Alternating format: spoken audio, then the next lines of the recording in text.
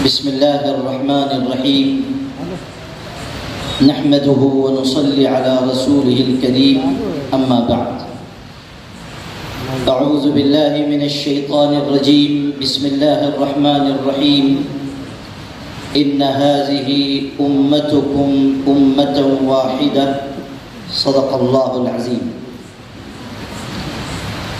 صدر مجلس حافظ ساجد حسین اشرفی صاحب، اسٹیج پر رونق افروز معزز مکرم شخصیات،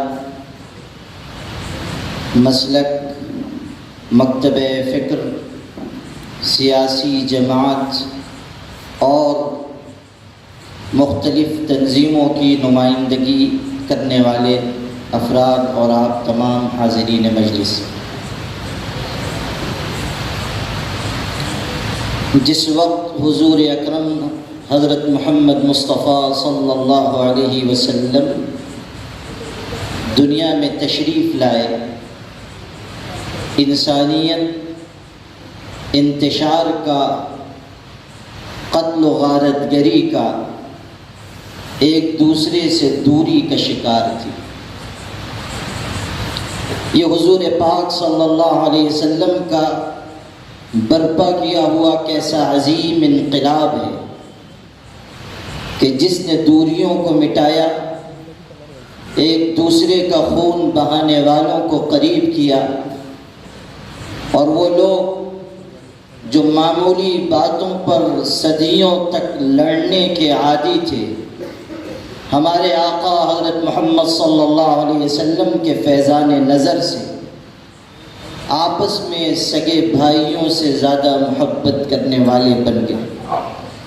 قرآن پاک نے اسی کو ان الفاظ میں ذکر کیا ہے: وَاذْكُرُوا نِعْمَةَ اللَّهِ عَلَيْكُمْ إِذْ كُنْتُمْ أَعْدَاءً فَأَلَّفَ بَيْنَ قُلُوبِكُمْ فَأَصْبَحْتُمْ بِنِعْمَتِهِ إِخْوَانًا. اللہ کی اس نعمت کو یاد کرو کہ آپس میں تم دشمن تھے، ایک دوسرے کے خون کے پیاسے تھے، لیکن اللہ نے اپنے فضل سے، اپنے کرم سے، اپنی پاک کتاب اور اپنے محبوب پیغمبر حضرت محمد مصطفیٰ صلی اللہ علیہ وسلم کی برکت سے تمہیں آپس میں بھائی بھائی بنا دیا. اس امت کو امت بنانے میں اور اس امت کو اس کے قدموں پر کھڑا کرنے کے لیے ہمارے پیغمبر کا مبارک خون بہا ہے. اور یقین مانیے کہ اگر ہمارے دل میں اپنے محبوب پیغمبر حضرت محمد صلی اللہ علیہ وسلم سے تعلق اور محبت کی کوئی رمق موجود ہے تو ہمیں امت کو امت بنائے رکھنے کی محنت ضرور کرنی چاہیے.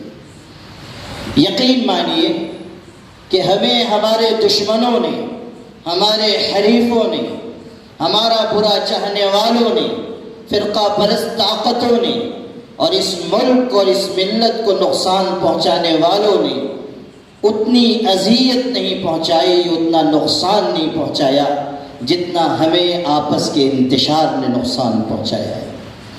ہماری آپس کی توانائیاں ان کاموں پر صرف ہوئی ہیں جن کاموں کا کوئی نتیجہ دنیا اور آخرت میں ظاہر ہونے والا نہیں ہے. آج جب کہ ملک کے حالات اتنے ناسازگار ہیں، اس وقت بھی اگر ہم اتحاد ملت کی بات کرتے ہوئے بھی کسی نہ کسی درجے میں دوسروں کو غلط ٹھہرا رہے ہیں تو یقین مانیے اس طرح کبھی اتحاد قائم نہیں. ہمیں یہ مزاج بنانا ہوگا کہ ہم اپنے دل کو کشادہ کر کے یہ کہیں کہ جو جس ذہن کا ہے اس کا ذہن اپنے پاس، لیکن ہم کلمے کی وحدت کی بنیاد پر سب کو مسلمان مانتے ہیں اور سب کے بارے میں ہمارا یہ ذہن ہے کہ ملت اسلامیہ اسی وقت جسد واحد بنے گی جب ایک دوسرے کا احترام، ایک دوسرے کا اکرام، ایک دوسرے کے لیے تواضع، ایک دوسرے کے لیے جھکاؤ، ایک دوسرے کے اعتقادات اور احساسات کے لیے وسعت قلبی ہمارے اندر پیدا ہوگی۔ آپ تاریخ اٹھا کر دیکھیے کہ تاتاریوں کا فتنہ بغداد کی سرحد تک آ چکا ہے، اور مسلمانوں میں یہ اختلاف چل رہا ہے کہ استنجا کتنے ڈھیلوں سے کرنا چاہیے۔ لڑائی اس پر ہو رہی ہے کہ ٹوپی کس طرح کی پہننی چاہیے۔ انہی معمولی اختلافات نے یہ موقع فراہم کیا کہ ہمارے دشمن ہمیں لقمہ تر بنا لیا۔ ایک علاقے میں اس بات پر غدر مچی ہوئی تھی کہ الو حلال کہ الو حرام، دو علماء کے دو جماعتیں ہو گئی، اختلاف بہت بڑھ گیا۔ ایک بہت بڑے بزرگ حضرت مولانا کرامت علی وہاں تشریف لائے۔ لوگوں نے سوچا کہ یہ بڑے عالم ہیں، بزرگ ہیں، شیخ طریقت ہیں، لائیے انہی سے فیصلہ کروا لیں۔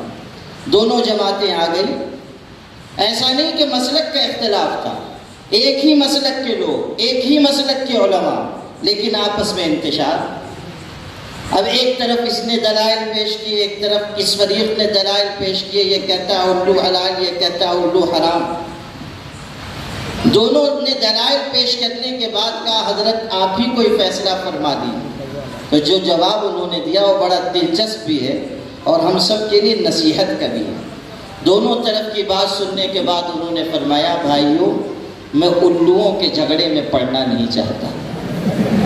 سمجھنا، کتنی خوبصورت بات کہی، اگر آپ اس کی گہرائی میں اترے تو سمجھ میں آئے گی بات کہ ملت کے بڑے بڑے مسائل کو چھوڑ کر اگر ہم جزئی فروعی مسائل میں الجھ رہے ہیں تو اس کا مطلب یہ ہے کہ ہم عقل مندی کی راہ پر نہیں، بیوقوفی کے راستے پر چل رہے ہیں۔ اقبال نے کہا تھا ایک ہو مسلم حرم کی پاسبانی کے لیے، نیل کے ساحے سے لے کر تا بقا کے کاشگر۔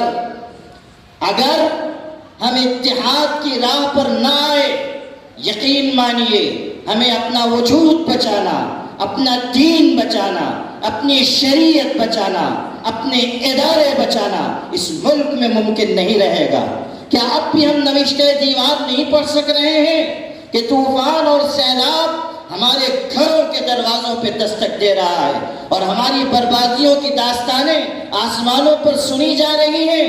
اس وقت بھی اگر ہم دوسری راہوں پر چلیں، مفادات کی راہ پر چلیں، مسلکی باتوں میں الجھیں یا ذات برادری کی باتوں میں الجھیں، ہم سے بڑا بیوقوف کوئی نہیں۔ اختلاف صرف مسلک کی بنیاد پر نہیں ہوتا ہے، اس حقیقت کو ذہن میں رکھیے، مسلک ایک چیز ہے، معاملہ ذات برادری کا بھی ہے۔ مسلمان ذات برادری کے جھگڑوں میں پڑ گئے، یہ شیخ ہے، یہ سید ہے، یہ پٹھان ہے، یہ مومن ہے، یہ دکنی ہے، یہ انصاری ہے۔ ہمارا شہر جس کو ہم دینداروں کا شہر کہہ رہے ہیں، مسجد اور مدرسے کا شہر کہہ رہے ہیں، اگر یہاں بھی یہ تفریق ہے کہ یہ فلاں ذات کا ہے، فلاں برادری کا ہے، ہم فلاں برادری کے ہیں، تو سمجھ لیجئے کہ ہماری دینداری کھوکھلی ہے اور ہم ذات برادری کے نام پر جو آپس میں تفریق کر رہے ہیں وہ جاہلیت کا فتنہ ہے، جاہلیت کا فتنہ ہے۔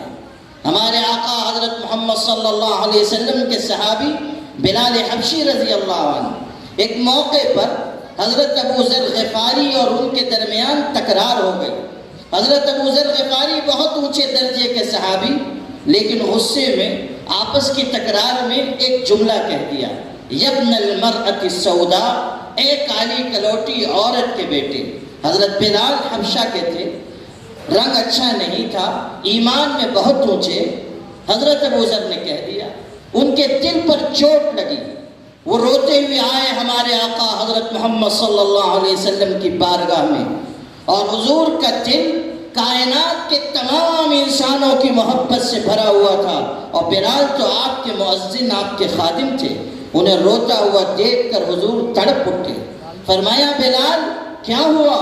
حضرت بلال نے کہا اللہ کے رسول صلی اللہ علیہ وسلم، ابو ذر نے میری ماں کی طرف نسبت کر کے یہ کڑوا جملہ کہا، میرا دل پھٹ گیا، مجھے سخت اذیت پہنچی۔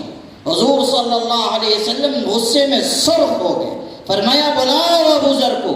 اتنے میں حضرت ابو ذر خود حاضر ہوئے، صحابی رسول تھے، غلطی کا احساس ہو چکا تھا، آئے، اللہ کے رسول مجھ سے غلطی ہو گئی، معاف فرمائیں، بلال سے بھی معافی مانگتا ہوں، درگزر کر دیں۔ اس کے باوجود حضور صلی اللہ علیہ وسلم نے فرمایا ہماری جانیں حضور پر قربان، کیسی تعلیم دی، فرمایا انک امرؤ فیک جاہلیہ، ابو ذر تو ایسا انسان ہے جس میں جاہلیت کے اثرات ابھی باقی، جاہلیت کا اثر ہے، اختلافات، مخالفت، مفاد پرستی کے لیے امت کو ٹکڑوں میں بانٹنا، یہ صرف اور صرف جاہلیت کا فتنہ ہے۔ اگر ہمارے دل میں ایمان ہے، یقین ہے، اگر ہم مانتے ہیں کہ ہمارے آقا ساری کائنات کے لیے باعث رحمت بنا کر بھیجے گئے ہیں، تو پیغمبر رحمت کی امت کو بھی امت رحمت بننا چاہیے، اور اپنے دل میں کشادگی لانی چاہیے، اور اپنے دل میں یہ جذبہ پیدا کرنا چاہیے کہ ہم پیچھے ہو جائیں، ہمارا بھائی آگے بڑھ جائے۔ حسد، بغض، کبر، یہی وہ چیزیں ہیں جو اتحاد کی دیوار کو منہدم کرتی ہیں۔ ہمیں اپنے قلبی امراض سے الگ ہونا ہوگا، کشادگی پیدا کرنی ہوگی۔ جماعتی مفاد، ذاتی مفاد اس ملت کو متحد نہیں کر سکتا۔ ان هذه امتکم امۃ واحدہ، یہ امت شرق سے لے کے غرب تک، شمال سے لے کے جنوب تک، ہندوستان کی اس سرزمین سے لے کے افریقہ اور برازیل کے جنگلات تک ایک ایک کلمہ کو مسلمان وحدت اور اخوت کی زنجیر میں جڑا ہوا ہے۔ اس وحدت و اخوت کو قائم رکھنا ہماری بنیادی ذمہ داری ہے۔ متحد ہو تو بدل ڈالو نظام گلشن، منتشر ہو تو مرو، شور مچاتے کیوں ہو؟ انتشار رہے گا، مشکلات آئیں گی، مصائب آئیں گے، پریشانیاں آئیں گی۔ سنی اشرف اکیڈمی کا یہ اجلاس اس معنی میں بہت ہی خوش آئند ہے کہ ہمارے اہل سنت والجماعت بھائیوں نے وقت کی نزاکت کو سمجھ کر یہ قدم اٹھایا ہے۔ میں جانتا ہوں کہ ان حضرات کے لیے اس طرح کا اقدام آسان نہیں ہے، دوسری جماعتوں کی طرح اس طرح کا قدم اٹھانا ان کے لیے سہل نہیں ہے، مگر انسان تو وہی ہوتا ہے جو مشکلات کا سامنا کرتا ہے۔ اس بحر حوادث میں قائم پہنچے گا وہی اب ساحل تک جو موج بلا کا خوگر ہو، رخ پھیر سکے طوفانوں کا۔ وآخر دعوانا الحمدللہ۔